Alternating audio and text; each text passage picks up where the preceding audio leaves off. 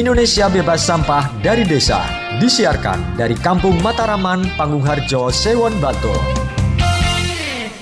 Ya, selamat sore pendengar dimanapun Anda berada. Untuk sore hari ini tentu saja tadi sudah disebutkan oleh rekan saya bahwa ini disiarkan langsung dari Kampung Mataraman, Kelurahan Pangungharjo, Sewon, Bantul, Yogyakarta. Saya minta tepuk tangannya untuk hadirin semuanya yang ada di sini. Iya, ini untuk sore hari ini pendengar siaran luar studio Kipra Indonesia dengan topik Indonesia Bebas Sampah dari Desa. Dan tentu saja untuk sore hari ini di Kampung Matraman kali ini juga dihadiri oleh rekan-rekan pengelola bank sampah. Selamat sore ibu-ibu hadirin. Iya baik, terima kasih sudah meluangkan waktunya untuk hadir sore hari ini ya dalam siaran luar studio Kipra Indonesia. Dan tentu saja saya Lulu Radi yang akan memandu acara sore hari ini nanti hingga jelang pukul 16 waktu Indonesia Barat. Nah, sore ini pendengar ada bersama saya ya. Ini kita akan sapa satu persatu karena tentu saja untuk sore hari ini saya memiliki narasumber yang luar biasa. Ini saya akan sapa dulu, yang pertama ini ada Direktur Pasti Angkut, karena kita bicara tentang sampah ya. Jadi ini Pasti Angkut ini apa sih? Nanti kita akan kenalan. Ada Mas Salva Yurifan Saragi. Selamat sore nih Mas Salva. Halo sore. Ya. Apa kabar Bu? Sehat, Apa Bu? kabar? Sehat dong. Alhamdulillah. Asik, ya. Baik, ini Direktur Pasti Angkutnya Mas Salva Yurifan Saragi. Jadi Pasti Angkut ini adalah merupakan pengelolaan sampah ya berbasis aplikasi yang ada di Kelurahan Pangungharjo. Ya. Betul. Nah, dan kali ini di sebelah Mas Salva Yurifan Saragi ada yang muda-muda juga. Beliau ini adalah seorang pegiat lingkungan. Non sewu, ini cucunya Ngarso Dalem. Saya sebutkan ada Raden Mas Gusti Lantika Marel Suryo Kusumo. Selamat sore Mas Marel. Ya, selamat sore juga. Iya, apa kabar ini Mas Marel? Baik. Baik, alhamdulillah matur suwun Mas Marel ya sudah hadir untuk sore hari ini. Dan untuk sore ini pendengar, saya juga bersama-sama dengan Lurah Pangungharjo Wahyudi Anggoro Hadi. Untuk saat ini karena mendadak beliau memang harus ke Jakarta, jadi saat ini saya sudah tersambung dalam Zoom meeting RRI Yogyakarta. Selamat sore Pak Wahyudi. Iya, Sugeng Sonten. Apa kabar nih Pak Wahyudi? Sibuk sekali.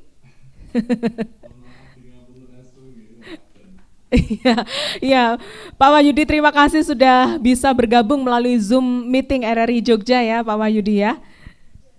Iya, ini oh baik, terima kasih banyak ini Pak Wahyudi, semangat semoga sehat selalu. Baik, ini untuk sore hari ini pendengar kita bicara tentang Indonesia Bebas Sampah dari Desa. Ini kita awali dulu ke Pak Wahyudi ya. Pak Wahyudi, saya mau cerita dulu nih Pak Wahyudi. Saya tinggalnya di Sleman Pak Wahyudi. Jadi saya tinggalnya di Sleman, tepatnya di perumahan ya. Dan saya itu resah ketika sampah itu sudah berhari-hari kok menumpuk di halaman rumah. Nah ini ternyata yang terjadi adalah, dikabari bahwa ternyata TPST Piyungan, tempat pembuangan akhir kita ya Mas Alfa ya, itu ditutup oleh warga. Nah itu kan pastinya warga Sleman kan akan resah ketika di tempat pembuangan yang kita harapkan satu-satunya ternyata ditutup. Jadi sampah itu menumpuk. Nah, ini Pak Wahyudi di sini kan akan sharing ya tentang pengelolaan sampah di Kelurahan Pangungharjo. Nah, bagi Pak Wahyudi sendiri bagaimana sih memandang sampah rumah tangga yang ternyata ini kok tidak habis-habis? Ada terus begitu setiap harinya. Monggo nih Pak Wahyudi.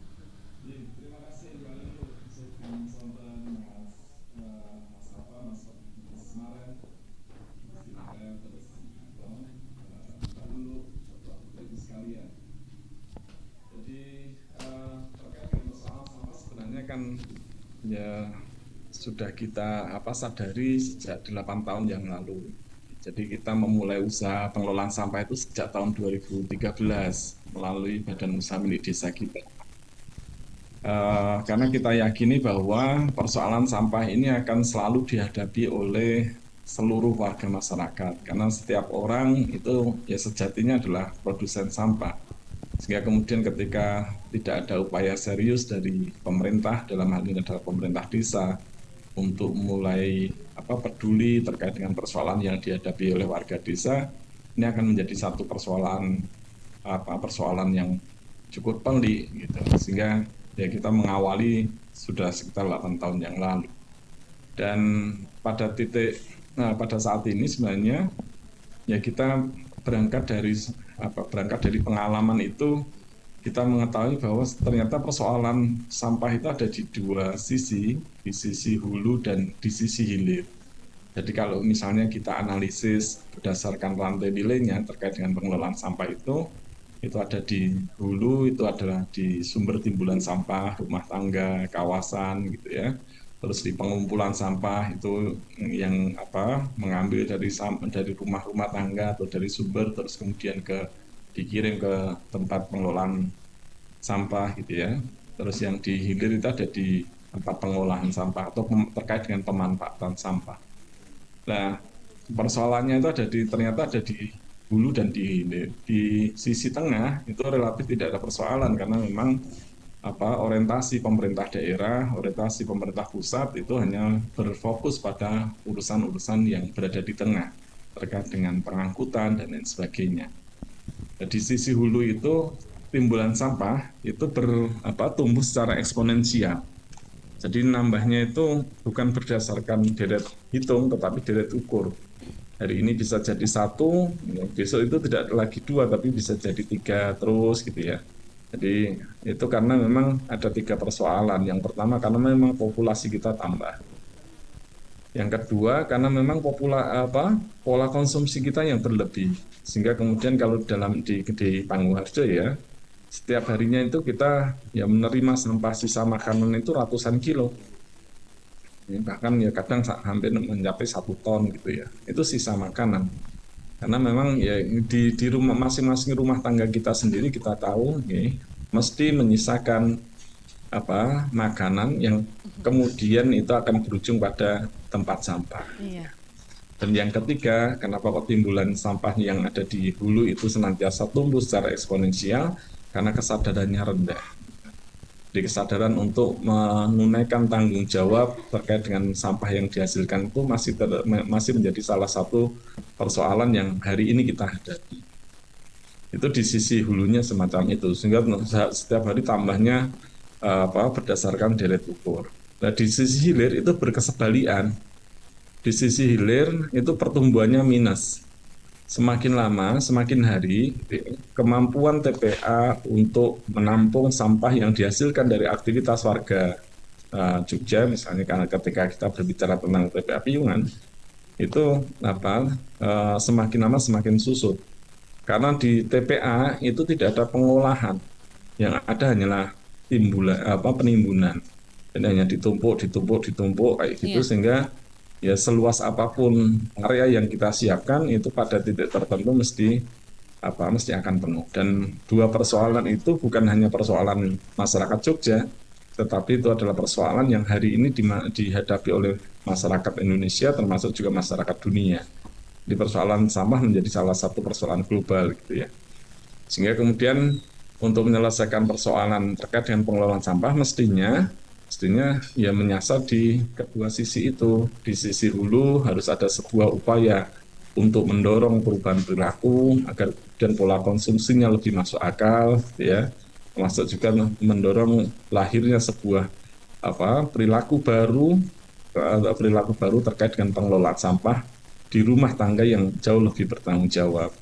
Nah, di sisi hilir juga semacam itu, juga harus ada sebuah upaya untuk kemudian merubah sampah. Ini ada pemanfaatan atas merubah sampah menjadi komoditas yang bisa diperjualbelikan, yang bisa dipertukarkan, ataupun kemudian bisa digunakan untuk mendukung industri-industri lain.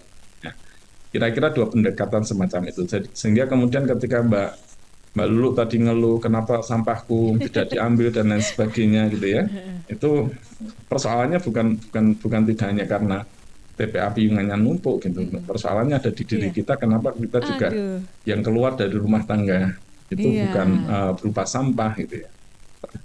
Nah, jadi ini butuh satu kesadaran bareng gitu ya, upaya bareng untuk menyelesaikan persoalan ini secara bersama-sama. Kira-kira demikian Mbak Lu.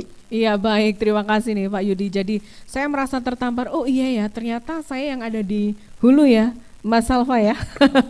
Nah kan tentu saja ini dibutuhkan sekali kesadaran dari masyarakat sendiri untuk termasuk juga misalnya salah satunya adalah memilah sampah begitu ya. Nah, ini kembali lagi ke Pak Lurah. Pak Lurah, ini untuk saat ini yang sudah diterapkan Mohon maaf, suaranya agak kecil ya Mbak. Oh ya, baik. Untuk saat ini yang diterapkan di Kelurahan Pangungharjo, karena sore ini juga dihadiri oleh pengelola bank sampah yang ada di Pangungharjo nih Pak Lurah ya. Nah, ini apakah sudah masyarakat ini sudah mulai tertib Pak Lurah untuk mengelola sampahnya dari wilayah rumah tangga begitu? Mohon maaf, suaranya Mbak Lulu kecil banget. Iya, baik. Bisa mendengar suara saya Pak Lurah? Nah, ini sudah ya. Nah, untuk sampai saat ini bagaimana untuk pengelolaan sampah rumah tangga di tingkat Kelurahan Pangungharjo sendiri nih Pak Yudi? Kan di sini sudah hadir juga beberapa pengelola sampah, bank sampah yang ada di wilayah Kelurahan Pangungharjo. Apakah sudah tertib untuk warga masyarakat Pangungharjo sendiri dalam pengelolaan sampahnya nih Pak Yudi? Saya tidak bisa menangkap dengan jelas karena suaranya itu tidak jelas ya. Oh baik. Mohon maaf, kami sedang upayakan lagi untuk bisa mendengar ya Pak Wahyudi ya. Sekarang saya akan ke Mas Salva dulu nih, Mas Salva dari Pasti Angkut ini. Pasti Angkut ini pasti diangkut ya sampahnya. Pasti diangkut. Pasti diangkut. Nah, Iya. sebenarnya ini dimulai dari apa sih Mas untuk munculnya Pasti Angkut ini? Karena ini kan merupakan sebuah terobosan baru ya. Jadi pengangkutan pengelolaan sampah berbasis aplikasi. Nah, mungkin bisa dijelaskan dulu nih. Iya. Jadi Pasti Angkut itu hadir karena ada keresahan, Bu. Tadi dari Pak Lurah sudah menjelaskan ada masalah di hulu. Di hulu ini kan kita sebagai warga karena gaya hidup ya, karena sekarang itu kan ada F&B, ada boba, ada kopi, ya restoran luar biasa pertumbuhannya kan, apalagi kalau pandemi gini kan sekarang banyak tempat-tempat hiburan dan pariwisata yang baru. Akhirnya gaya hidup kita berubah, sampah yang dihasilkan juga bertambah dan bertambahnya luar biasa eksponensial. Sehingga warga ini atau kita ini butuh kepastian. Butuh pasti bahwa sampah saya harus diambil. Itu dari hulunya. Dan dari sisi hilirnya tidak memberikan kepastian. Ya, kita tahu bahwa TPST Piungan kan kadang buka, kadang tutup, kadang buka, kadang tutup. Nah, akhirnya tidak ada kepastian. Nah, karena tidak ada kepastian ini ada keresahan. Dari keresahan ini kita melihat, wah, ini berarti diperlukan sebuah solusi. Nah, hadirlah Pasti Angkut. Makanya ada namanya Pasti Angkut itu karena ada keresahan, tidak ada kepastian untuk diangkut. Maka kita bentuknya adalah digital. Jadi Pasti Angkut itu startup pengelolaan sampah dari hulu ke hilir dengan model digitalisasi. Sehingga nanti ada namanya zero waste, ekosistem zero waste yang berkelanjutan. Begitu, Bu. Ya, baik. Nah, ini kan tentu saja ada juga sebenarnya yang disasar ya. Karena artinya di sini kalau di Kelurahan Pangungharjo kan juga sudah terkelola dengan baik ini untuk pengelolaan sampahnya. Nah, ini seperti apa dalam hal ini bisa diterima oleh masyarakat, warga masyarakat khususnya di Kelurahan Pangungharjo ini? Iya.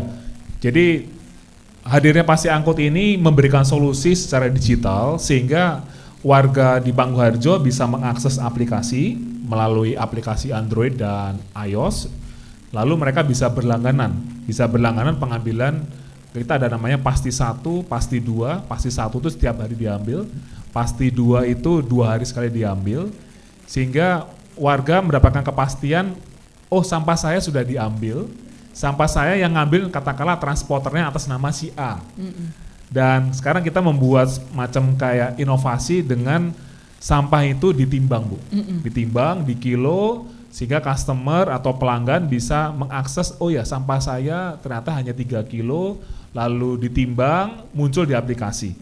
Dan nanti akan kemudahan untuk pembayaran. Ya, selama ini kan pembayaran ada yang langsung datang ke mitra olah kami, ada yang melalui kolektor. Nah, kami memberikan opsi dengan kemudahan pembayaran melalui nanti aplikasi. Nah, di sini kami juga ada semacam kayak reward nih. Jadi kalau sampahnya banyak, banyak justru berarti, malah itu prestasi. Jadi kalau mereka bisa memilah sampahnya, kita katakanlah sampah organik, murni organik, kita kasih gratis. Oh, sampah organik itu gratis. Selama bisa dipilah, gratis. Tetapi kalau sampahnya itu dicampur, akan kami timbang. Jadi kalau misalnya katakanlah nih, aduh udah saya nggak mau repot deh di plastik lalu kami timbang, ya semakin banyak sampahnya ya akan dikalikan dengan harga per kilonya. Tapi kalau warga bisa memilah sampahnya yang organik, ini kita ambil sampahnya gratis. Wow, ya ini menarik ya sebenarnya. Tapi tentu saja ini kita ingin tahu juga di area hulu nih. Selain tadi saya kan yang sudah menyampaikan karena saya tinggal di perumahan ya. Ini ada Mas Marel nih. Mas Marel, kita ingin tahu sebenarnya lingkungan di hulu itu seperti apa sih? Karena di sana pun juga buang sampahnya kan kita turunnya ke hilir begitu ya Mas Marel ya. Bagaimana nih Mas Marel? Mungkin kalau dari hulu adalah mindset yang harus diterapkan ya, karena budayanya kita kan akan agak susah untuk merubah mindset bahwa sampah ini harus dipilah. Kalau kita lihat negara-negara tetangga itu soal sampah itu dari awal mereka membuang sampah itu sudah ada pilihan opsi beberapa tempat sampah gitu. Ada yang waste, ada yang non recyclable, ada yang bisa di recycle. Nah mungkin dari awalnya sendiri mindset itu, kemarin kita juga sempat ngobrol dengan Pak Yudi, Pak Lurah. Saya sempat main ke sana, ya salah satu yang menjadi problem di hulu itu memang dari segi perubahan mindset yang harus dilakukan dulu gitu. Jadi nah ini menurut saya yang ketika ada insentif seperti teman-teman dari Pasti Angkut ini, menurut saya bisa mempercepat untuk perubahan mindset orang ketika ini ada, aku ketika melakukan perubahan ini berarti ada rewardnya. Nah menurut saya itu sebagai bentuk insentif yang sangat bagus gitu, karena merubah mindset ini menurut saya sesuatu yang nggak mudah gitu dan nggak bisa langsung cepat gitu, dan dibutuhkan instrumen-instrumen yang tidak cuman mungkin dari kelurahan, tidak mungkin dari pemerintah, cuman mungkin dari segi yang lain, dari segi teknologi juga memancing juga untuk mindset ini untuk bisa berubah gitu. Itu harus menjadi satu kesatuan gitu. Ya mungkin problemnya gitu ya. Iya, itu problem yang ada di hulu ya sebenarnya ya. Jadi sebenarnya kembali lagi itu tadi yang disampaikan juga oleh Pak Yudi tadi. Nah salahnya kita sendiri dong berarti kalau nggak bisa milah sampah ya. Baik, mohon tepuk tangannya dong hadirin semuanya yang ada di sini. Baik, terima kasih. Ini ada Bapak Yuli Budi Sasongko, Direktur Perumda Aneka Dharma ya, yang ada di Kabupaten Bantul yang baru saja tiba di Kampung Matraman. Saya akan sapa dulu ini Pak Budi, selamat sore. Assalamualaikum. Waalaikumsalam warahmatullahi wabarakatuh. Selamat sore, mohon maaf ini tadi barengan dengan ada rapat penting. Mohon maaf sekali. Baik, terima kasih nih Pak Budi Sasongko yang sudah hadir ya. Ini mungkin kita awali dulu nih Pak. Tadi kan sudah ngobrol dengan Mas Alfa dengan Pasti Angkut, kemudian juga terkait dengan keadaan lingkungan kita yang ada di hulu bersama Mas Marel ya. Nah untuk saat ini yang ingin saya tahu sebenarnya alur proses sampah di wilayah Kabupaten Bantul itu sebenarnya seperti apa gitu? Sebelumnya saya mohon maaf untuk agak telat ini, kemudian atas pertanyaan tersebut. Selama ini alur sampah yang ada di Kabupaten Bantul itu dari hulu ke hilir. Hulu itu dari kebanyakan adalah sampah rumah tangga yang kemudian diangkut oleh dinas ataupun pihak ketiga yang kemudian dibawa ke TPA di Piungan. Jadi dalam hal ini memang di permasalahannya itu memang masih ada di hulu dan kemudian ada di hilir, sementara yang di tengah itu relatif bahwa hanya melakukan pengangkutan dari sisi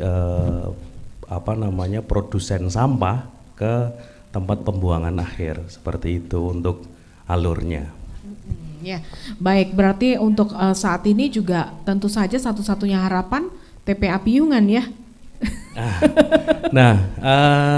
Untuk itu begini Mbak Lulu, jadi memang pentingnya bahwa kemudian BUMD atau perusahaan umum daerah hadir di masyarakat. Ini salah satunya adalah untuk memecah bahwa di hilir itu tidak semuanya sampah kemudian dibuang ke TPA di Piungan. Nah, seperti halnya seperti yang ada di Panggung Harjo, bahwa Panggung Harjo bisa memberikan solusi untuk bagaimana caranya sampah kemudian bisa dipilah, kemudian dinaikkan nilai gunanya, nilai jualnya. Nah, seperti itu makanya kami dari Perumda Aneka Dharma ini mencoba kemudian nanti akan hadir di masyarakat.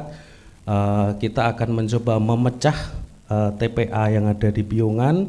Kita akan buat untuk rumah atau mungkin industri pengelolaan sampah, baik nanti pemilahan, kemudian juga akan dilanjutkan lagi dengan tentunya tidak hanya dipilah, tapi bagaimana nanti bisa kita daur ulang, seperti itu. Ya baik.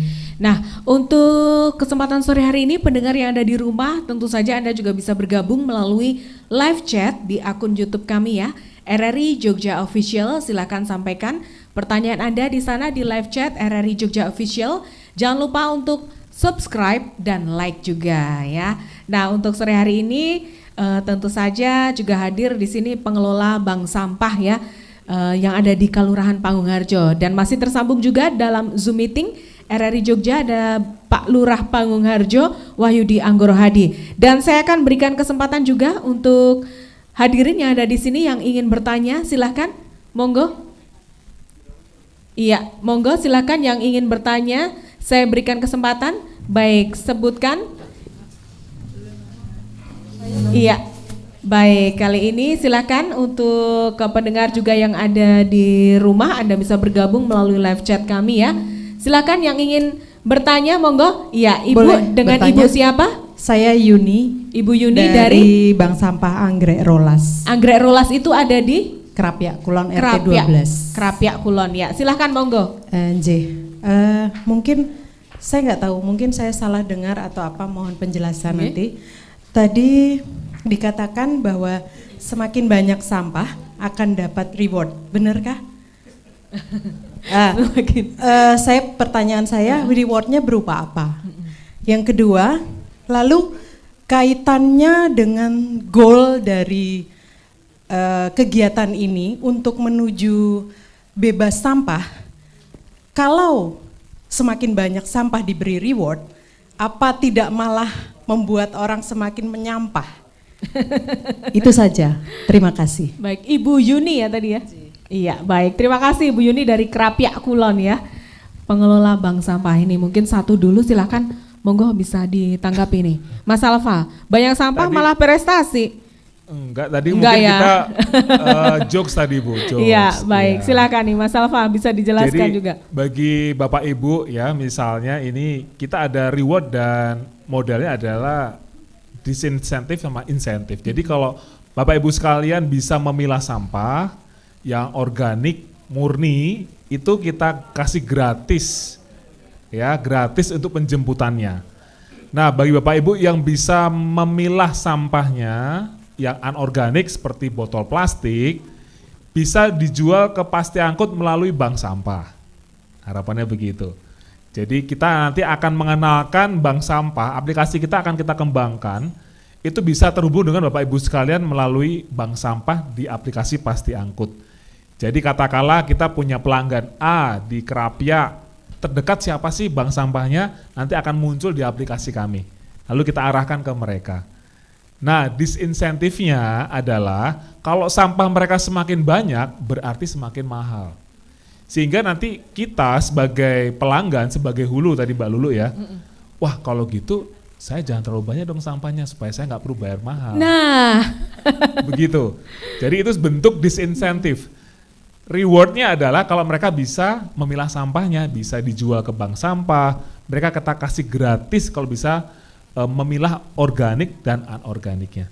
Jadi kita mengajar pada masyarakat, ayo kurangi sampahmu. Itu yang bisa bilang mungkin pasti angkut Bu. Tapi kalau katakanlah produsen mengurangi sampah, mereka akan kontraproduktif begitu ya. iya. Nah, kami pasti angkut mengkampanyekan, ayo Bapak Ibu kalau memang sampahmu banyak, ya karena ini di kilo, ditimbang, ya biayanya semakin lebih tinggi. Baik. Nah, gimana supaya hemat? Ya seperti saya sampaikan tadi Bu Lulu. Meminimalkan sampah. Baik, saya akan coba lagi untuk menghubungi Pak Yudi. Pak Yudi saat ini masih tersambung dalam Zoom meeting RRI Jogja. Pak Yudi? Halo. Iya, bisa mendengar suara saya Pak Yudi ya? Siap. Iya, baik Pak Yudi, bisa diceritakan ini contohnya yang sudah diterapkan di Kelurahan Pangungharjo untuk pengelolaan sampah di wilayah Kelurahan Pangungharjo ini seperti apa ini Pak Yudi? Apakah benar sudah meminimalkan sampah? Apakah benar ini Desa Pangungharjo sampahnya stop sampai di pengelolaan sampah di Kelurahan Pangungharjo saja, tidak sampai TPA Piyungan atau bagaimana nih Pak Yudi?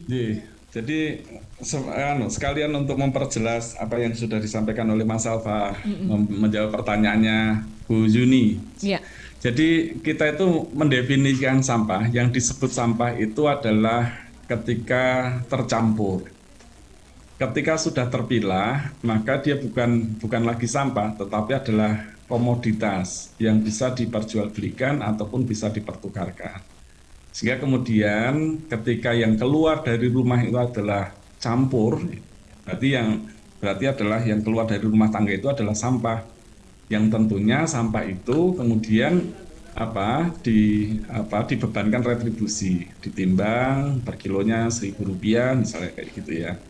Nah, untuk kemudian sehingga harapannya adalah kemudian di masing-masing rumah tangga itu yang keluar dari rumah bukan lagi sampah, tetapi adalah komoditas. Caranya gimana? Caranya adalah dengan cara memilah agar yang keluar dari rumah itu bukan lagi sampah tetapi adalah komoditas. Kita berharap sih setidaknya dibedakan menjadi 3. Nanti yang ada yang rosok gitu, terus kemudian residu dan organik. Yang ditimbang karena yang dari ketiga itu rosoknya dibeli, kan bisa dijual lewat sampah tadi. Terus kemudian untuk organik itu tetap diambil, gitu, tetapi tidak dibebankan retribusi. Gitu. Terus yang ketiga itu adalah residunya. Nah, residu ini yang kemudian dibebani retribusi. Jadi itu kira-kira harapannya adalah kemudian didorong agar di rumah tangga itu muncul sebuah budaya baru untuk menunaikan tanggung jawab rumah tangga selaku penghasil sampah dengan setidak-tidaknya melakukan pemilahan sederhana. Gitu. Kenapa ini penting? Karena biaya terbesar itu adalah biaya pemilahan. Sehingga kemudian ketika itu bisa dilakukan di rumah tangga, itu akan efisien di semua lini, di pengolahannya sangat efisien dan lain sebagainya. Nah, terkait dengan mewujudkan desa sampah tanpa TPA, itu juga kira-kira prinsipnya juga sama. Jadi mekanisasi ataupun adanya teknologi yang kita hadirkan di pertengahan tahun 2022 ini sebenarnya hanya membantu untuk menghasilkan komoditas, merubah sampah menjadi komoditas. Caranya gimana ya? Caranya cuma dipilah. Jadi alat yang kita beli, sehari ini kita bangun di Pangungharjo itu hanyalah alat bantu untuk memilah agar kemudian sampah itu kemudian tidak terpilah sehingga muncul menghasilkan komoditas.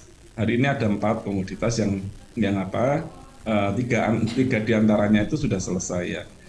Yang pertama adalah rosok. Rosok itu ya kayak kertas, terus kemudian botol plastik, kaca, logam, itu kemudian itu kita pilah, kita pilah lebih lanjut. Untuk misalnya plastik kita pilah menjadi 11 jenis, untuk kertas kita pilah menjadi 9 jenis yang kemudian itu kita jual ke industri daur ulang.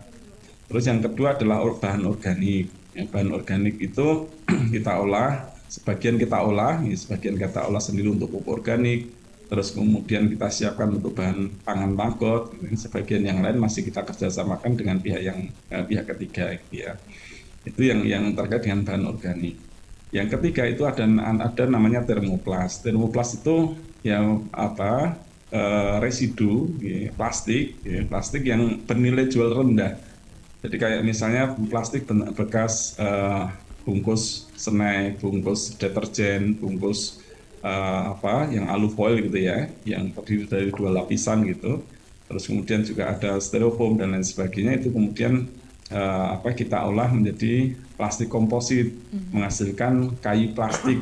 Jadi kayu plastik yang dicetak ulang untuk menggantikan untuk kebutuhan bangunan, bisa furnitur, bisa kemudian untuk kusen dan lain sebagainya. Dan yang ketiga itu adalah residu. Residu ini terutama berupa kayu dan kain. Jadi kalau sudah mau kain itu sudah tidak bisa diapa-apain kecuali kemudian dikarbonasi.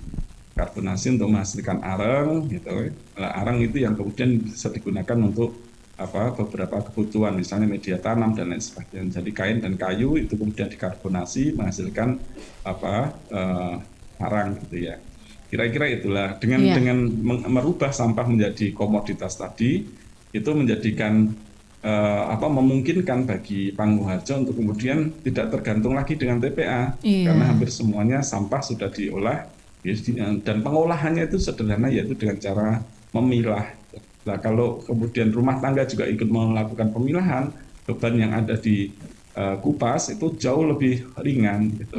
Nah, skema insentif maupun disinsentif tadi itu adalah dalam rangka untuk itu mendorong agar lebih banyak lagi keluarga-keluarga yang ada di Panggung Harjo itu untuk berkenan untuk melakukan pemilahan sejak dari rumah tangga. Agar kemudian yang keluar dari rumah tidak lagi sampah tetapi adalah komoditas gitu yang bisa diperjualbelikan, yang bisa dipertukarkan dan lain sebagainya. Kira-kira demikian, Mbak Lu. Iya, baik, terima kasih nih Pak Yudi. Kelurahan Panggung Harjo, desa bebas sampah begitu ya tadi ya, disampaikan dan tidak lagi berupaya untuk tidak lagi sampah tanpa TPA. Iya, tanpa TPA ya. Jadi kalau bisa memang diupayakan tidak lagi bergantung ke TPA piungan. Wow. Ya, berikan tepuk tangan. Iya, baik. Terima kasih banyak. Dan pendengar, untuk Anda yang ada di rumah, terima kasih juga yang sudah bergabung dalam live chat akun YouTube kami di RRI Jogja Official ya. Nanti sesaat lagi kita akan bacakan satu persatu. Baik, untuk saat ini hadirin juga yang ada di sini, kita akan jeda sejenak. Iya, kita akan kembali lagi setelah selingan berikut ini. Bu, lihat itu Bu. Kok di sungai kita masih ada sampah? Warga di sini kan sudah berkomitmen tidak akan buang sampah di sungai. Wah, ternyata masih saja ada orang lain buang sampah sembarangan di sungai. Masnya lagi ngapain itu? Ini Bu, mau buang sampah, mumpung sekalian lewat. Loh, Mas, buang sampah kok di sungai? Jangan dong, itu bisa merusak lingkungan sungai. Mari kita menjaga kebersihan sungai agar air dan ekosistem di dalamnya tetap lestari. Kelola sampah dimulai dari rumah kita dengan memilah dan memilih. Sampah organik bisa dijadikan kompos. Sampah anorganik bisa dijual ke bank sampah.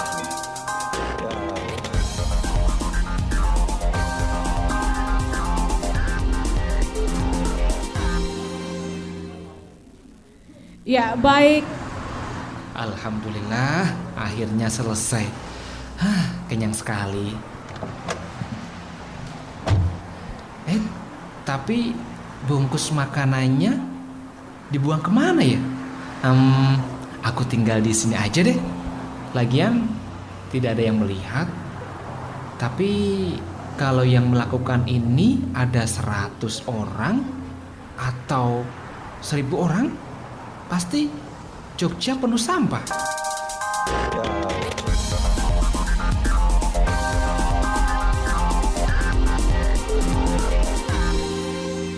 Ya baik, terima kasih untuk hadirin semua yang ada di Kampung Matraman sore hari ini. Semangatnya masih semangat ya? Iya, karena di sini kita bicara sampah itu semangatnya luar biasa karena tentu saja kita semua pastinya berharap kita bisa minim sampah begitu ya. Bukan banyak-banyakan sampah ya, Mas Alfa ya. Baik, terima kasih juga untuk pendengar yang ada di rumah yang sudah bergabung dalam live chat kami ya di akun YouTube kami RRI Jogja Official. Kali ini saya akan bacakan untuk yang sudah bergabung. Terima kasih ada Ibu Titik di Mantri Jeron. Sebentar ini saya bacakan dulu dari Pak Purnomo Dwi Arianto dari Pembina Asosiasi TPS 3R Resep Kabupaten Sleman, izin menyimak katanya. Iya, nanti bisa sharing lebih banyak juga. Kemudian juga ada Ibu Titik di Mantri Jeron, ini di kota Yogyakarta. Sedikit masalah yang kami temui di kota khususnya bank sampah. Jarangnya pengepul yang bisa mengambil secara rutin dan bisa dijagake oleh para pengurus bank sampah. Nah ini mohon solusinya. Ini sayanya kemana nih contohnya? Mungkin ke Pasti Angkut dulu nih. Tapi Pasti Angkut masih dalam wilayah Panggung Harjo ya Mas ya? Ya, kita masih di wilayah Bantul. Dalam waktu dekat kita akan kembangkan di wilayah kota dan Sleman. Nah, ini mungkin dari Pak Budi ada sedikit gambaran bagaimana kalau ada masalah seperti ini. Jadi begini, ilustrasinya adalah ketika TPA di Piungan, tempat pembuangan akhir di Piungan itu sudah tidak mampu menampung, kemudian kita berpikir bahwa sampah itu mau dibawa kemana? Rumah tangga, baik rumah tangga maupun industri-industri atau mungkin restoran, hotel yang menghasilkan sampah itu pasti akan berpikir bahwa kalau sampai TPA Piungan tutup, kemudian sampah ini mau diapakan? Seperti halnya beberapa hari kemarin ya, ketika kita tidak bisa melemparkan sampah kita ke TPA Piungan, itu kemudian bahwa sampah akan menumpuk di rumah tangga. Kita tidak bisa menyalahkan orang yang pick up atau mengambil sampah-sampah tersebut karena mereka juga bingung mau ditaruh di mana. Nah, kemudian adalah salah satu solusinya itu dari hulunya itu setiap kita ambil contoh rumah tangga itu harus bisa memilah sampah. Tidak harus yang detail, yang sederhana saja, setidaknya plastik, kemudian logam, kemudian kaca, dan yang anorganik dan organik itu bisa terpisahkan. Kemudian nanti dari hilirnya itu maka peran dari seperti di Kelurahan Pangungharjo ini ya, itu bumkalnya atau bumdesnya mampu membuat rumah pilah sampah atau industri pilah sampah, kemudian juga nanti insya Allah untuk membantu percepatan Bantul Bersama, Bantul Bersih Sampah 2025, itu dari sisi perusahaan umum daerah nanti akan juga membuat industri pengelolaan sampah. Nah, kalau itu berdiri setidaknya seperti yang disampaikan oleh Pak Wahyudi tadi, Pak Lurah tadi, bahwa kita tidak bergantung terhadap TPA di Piungan. Contoh di Pangungharjo sudah ada pilah sampah. Kenapa istilahnya dari warganya Pangungharjo masih bingung untuk istilahnya membuang sampah mereka? Tinggal hubungi pasti angkut. Sudah diambil seperti itu. Nah, harapannya adalah bagaimana kita bisa percepatan untuk ayo bersama-sama. Yang pertama adalah dari sektor rumah tangga kita pilah sederhana saja, organik dan anorganik. Kemudian nanti dari sisi pemerintah itu bisa mendorong percepatan terhadap tumbuhnya industri pengelolaan sampah atau pilah sampah tersebut, biar nilai gunanya itu dan nilai jual dari sampah tersebut menjadi komoditi yang kemudian bisa didaur ulang seperti itu, dan akhirnya mendapatkan pemasukan juga begitu ya. Betul nah, sekali. Sampah diolah menjadi komoditi. Baik. Nah, untuk saat ini kami persilakan juga audien yang ingin bergabung, silakan monggo untuk Ibu di sini yang ingin bergabung. Ingin bertanya langsung, monggo silakan. Iya. Baik, ini Ibu dulu. Baik, silakan sebutkan namanya dari mana Ibu? Assalamualaikum warahmatullahi wabarakatuh. Waalaikumsalam. Saya Dwi dari Bank Sampah Madu, Krapyak Wetan, RT 07. Saya mau bertanya dengan sekiranya sampah rumah tangga yang berkaitan dengan sampah rumah tangga, kita juga butuh juga mengolah. Apakah dimungkinkan untuk pengolahan sampah organik menjadi ekoenzim di tingkat rumah tangga masing-masing? Bagaimanakah caranya? Baik. Ya, dari Ibu siapa tadi? Dwi Ismawati. Ibu Dwi, baik. Ya. Baik, terima kasih Ibu Dwi. Iya.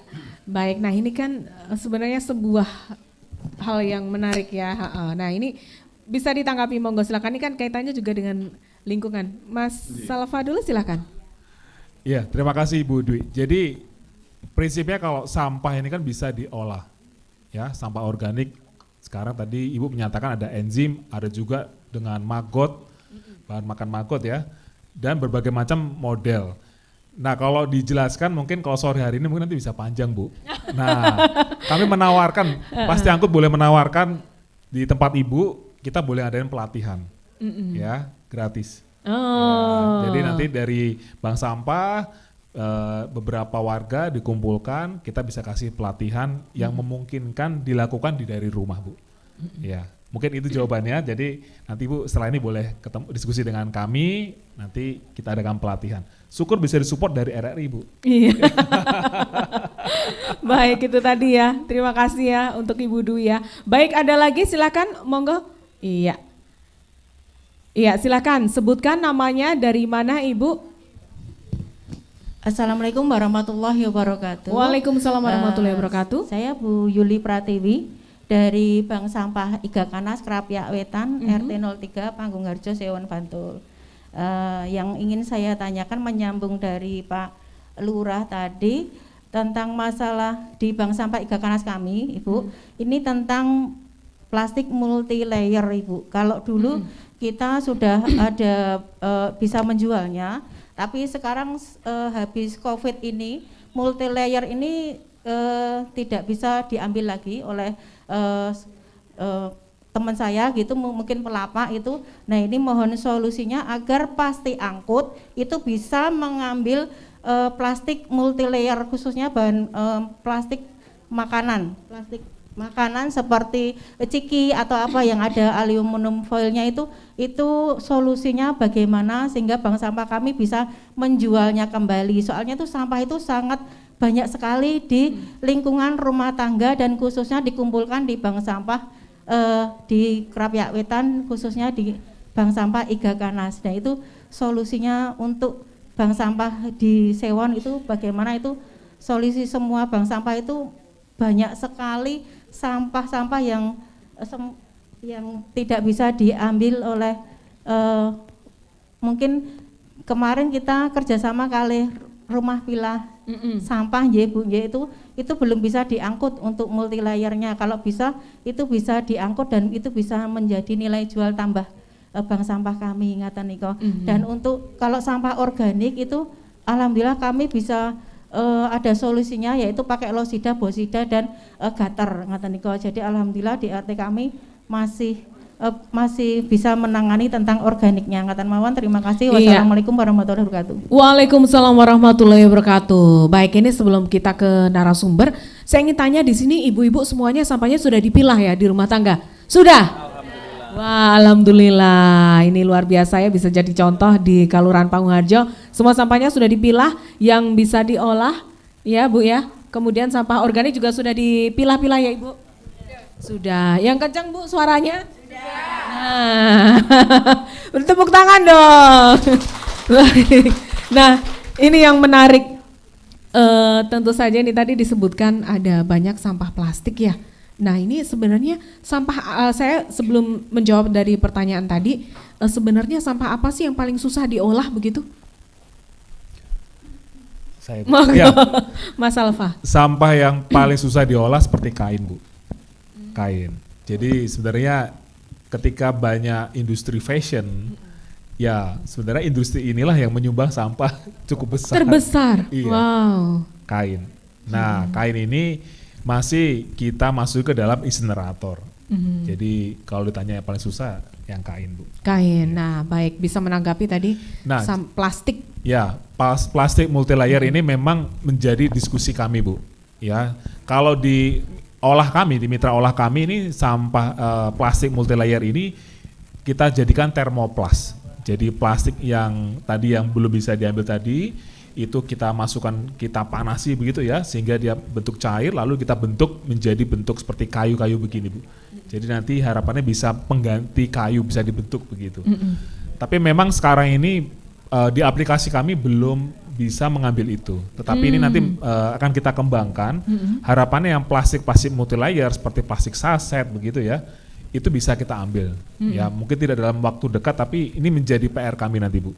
Ya, sehingga Ibu bisa menerima plastik-plastik seperti itu, bisa dijual ke Pasti Angkut. Iya baik. Nah ini kan tadi yang disebutkan adalah plastik dari bungkus kemasan makanan gitu ya. Nah, ini saya ingin tanya juga ke Mas Marel. Mas Marel, kalau misalnya kita melihat di area hulu, terutama di kawasan lereng Merapi ini kan kawasan wisata ya. Di sana pastinya lebih banyak lagi sampah seperti itu.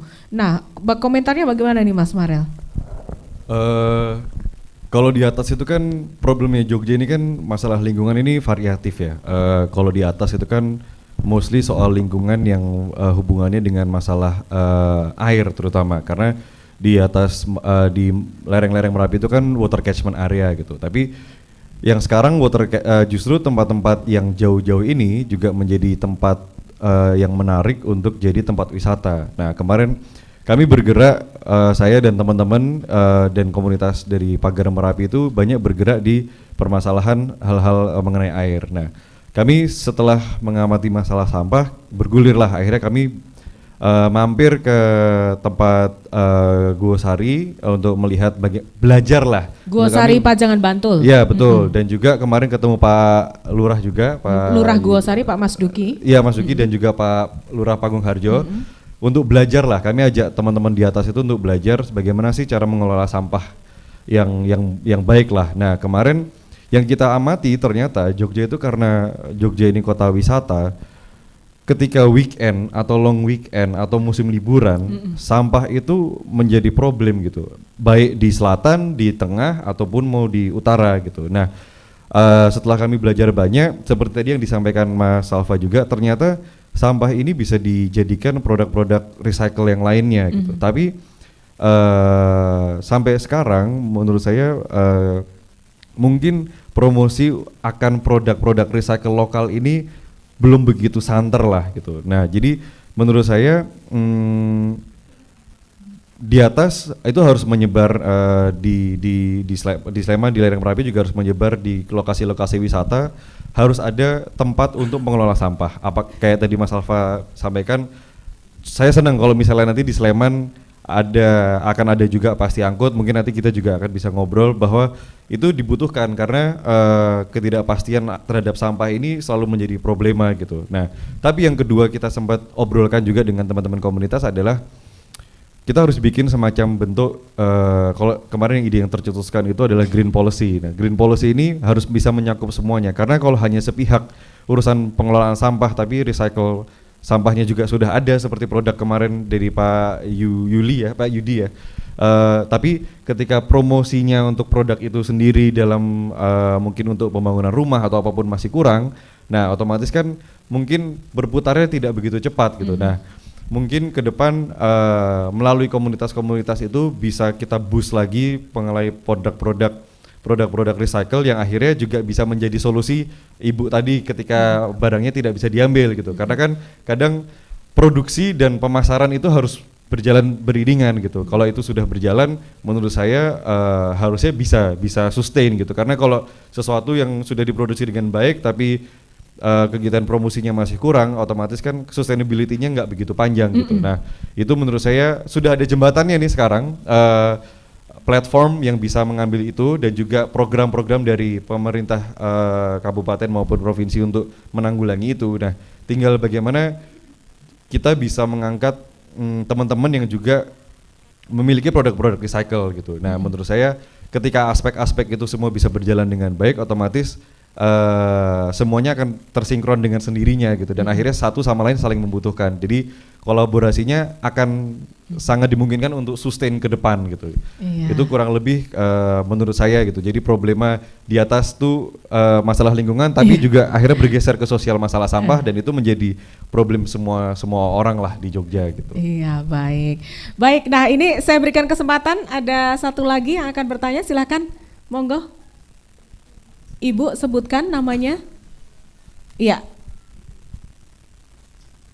Langsung saja Ibu. Nama saya Sumarni dari Bank Sampah Barokah Sawit. Sawit ya? Iya. Yang mau saya tanyakan, cara pengelolaan sampah plastik yang efektif adalah dengan cara membuat kerajinan. Nah, setelah jadi kerajinan, bagaimana cara pemasarannya? Selama ini kami cuma buat, tapi tidak pernah memasarkannya. Terima kasih. Baik, nah ini Pak Yudi kayaknya juga harus menjawab ini Pak Yudi. Tadi pengelolaan sampah menjadi komoditas yang pada akhirnya bisa mendapatkan pemasukan gitu ya Pak Yudi. Mbak Lulu. Iya Pak Yudi, ini ada yang bertanya dari sawit ini Pak Yudi. Kalau sampah kemudian diolah menjadi komoditas dan selanjutnya bagaimana pemasarannya, penjualannya?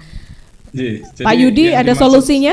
Terima kasih. Kita sangat tidak merekomendasikan untuk kemudian diolah untuk menjadi kerajinan ya. Jadi mending untuk kemudian disetorkan ke ke Kupas melalui plastik angkut agar kemudian bisa diolah lebih lanjut menjadi plastik komposit atau wood plastik tadi. Jadi termasuk yang di Bu Yuli tadi ya. Jadi kayak bungkus bekas makanan dan lain sebagainya itu ya. Itu yang kita sebut sebagai thermoplas. Dia masih mempunyai nilai tapi rendah gitu. Sehingga kemudian yang masih didiskusikan dengan plastik angkut dengan Mas Alfa itu kira-kira kalau itu kemudian dikumpulkan masuk dalam yang kemudian dibeli, kira-kira harga belinya berapa? Karena nilai tambahnya itu kecil gitu. Jadi paling kalau memungkinkan Rp100 per kilo gitu, itu saya kira harga yang fair ya, harga yang kira-kira tidak membebani di sisi olah, tidak membebani plastik angkut, juga ada nilai tambah bagi keluarga gitu. Dan kita senang banget ketika keluarga sudah melakukan pemilahan, terus kemudian juga melakukan pengolahan seperti yang dilakukan oleh bank-bank sampah yang ada di Pangwarjo. Itu kita senang banget karena itu akan jelas mengurangi beban desa, dalam hal ini BUMDes untuk menyelesaikan persoalan warga desa.